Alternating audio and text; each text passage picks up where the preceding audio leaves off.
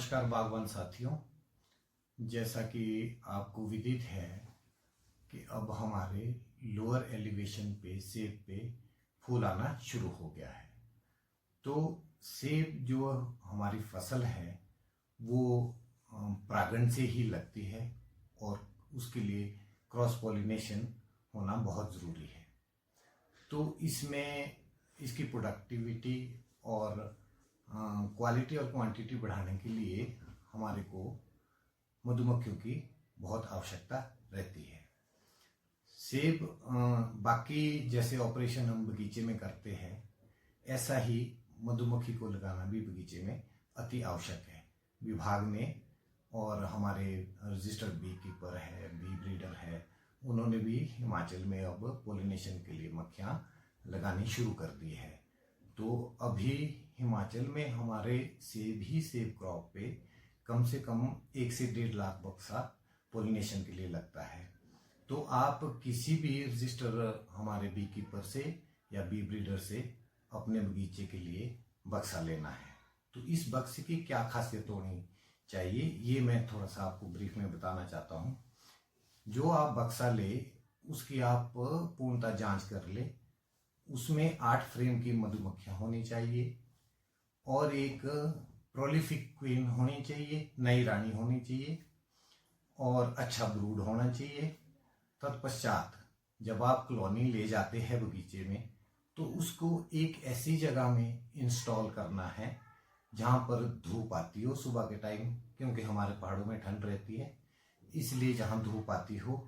और कॉलोनी के नीचे भी आप कुछ सपोर्ट लगाए ताकि कॉलोनी में मॉइस्चर न जाए, और उसका जहाँ से सनराइज होता है वहाँ के लिए उसका मुंह रखें और उधर थोड़ा फ्री फ्लोइंग पानी भी होना चाहिए।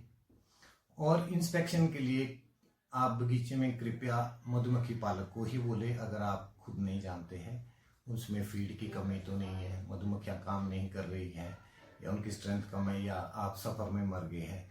परंतु बगीचे में मधुमक्खियाँ ले जाने के लिए विशेष ये ध्यान रखें कि आप उसको गाड़ी में न डालें और किसी ऐसी बड़ी पिकअप या उसमें न डालें ताकि वो बगीचे तक पहुंचते हुए मरे नहीं। और जो हमारा मधुमक्खी का वर्कर है वो हमारे को 20-25 दिन में ये प्रिडिक्ट किया जाता है कि मधुमक्खियाँ हमारे को 30 से 40% जो फसल है उसकी उत्पादकता बढ़ाती है।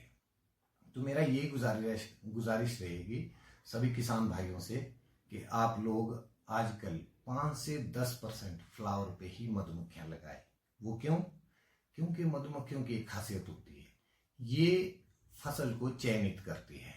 जो इलाके में बहुधा फसल होगी, जिसमें बहुधा आपके पराग होगा या मधुरस होगा, ऐसी फसल को सिलेक्ट करती है। तो उससे पहले अगर आप लगा देते हैं तो वो अपनी रेंज जो है वो दूसरे फूल वाले पौधे या नेक्टर वाले पौधे हैं उन पे अपनी रेंज बना देती है।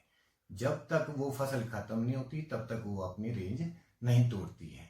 इसीलिए इसी बीच अगर आपका सेब आता है तो सेब पे वो काम नहीं करेगी और वो उसी फसल पे काम करेगी। इसलिए 5 से 10% जब आपके फ्लावर आते हैं तो चारों तरफ सेब ही सेब के फ्लावर होते हैं, तो वो एकदम से आपकी सेब की फसल को सिलेक्ट करके उस पे काम करना शुरू कर देती है। तो 1 हेक्टेयर में हम जनरली कहते हैं कि 4 बॉक्स लगाने चाहिए अगर 8 फ्रेम की मक्खियां हैं। लेकिन अगर मौसम खराब रहता है, मधुमक्खियों को बगीचे में काम करने का कम समय रहता है, तो आप ये संख्या 6 से 7 बॉक्स तक बढ़ा सकते हैं। मैं क्लियर कर देना चाहता हूं कि अगर आप मधुमक्खियों के बॉक्स लगाते हैं तो 1 बीघे में कम से कम 1 मधुमक्खी का बॉक्सा, जिसका आप 1600 सरकारी रेट है, प्राइवेट में शायद कम मिल जाए, तो आपको घर पहुंचाने में और ले जाने में 2000 तक का खर्च आएगा। लेकिन वो जो हमने इसकी इकोनॉमिक्स कैलकुलेट की है तो 1 बीघे में ही पॉलिनेशन से 1 से 1.5 लाख तक का प्रॉफिट हो सकता है मधुमक्खी के 1 बॉक्स लगाने से। क्योंकि सेब जैसी क्रॉप है, इसको बहुत जरूरत होती है मधुमक्खी के लिए, मधुमक्खी के पोलिनेशन की।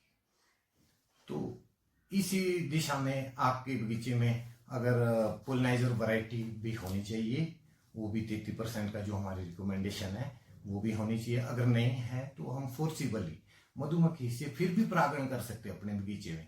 आप फीमेल इसके पोलिनाइजर वैरायटी के फ्लावर लाए, 24 घंटे उनको ड्राई करें, उसके बाद उसका पोलन दे दे, और एक पोलन डिस्पेंसर कहते हैं हम, मधुमक्खी के मुंह के सामने लगाए, वो उससे भी आपकी पोलिनेशन हो सकती है। तो साथियों, मैं गोपाल सिंह उद्यान विभाग में एक मौन पालक के पद पर कार्यरत हूँ। मैं आपकी सेवा में ये मधुमक्खी की जो कॉलोनी लगा रखी है, ये मैंने ग्राम पंचायत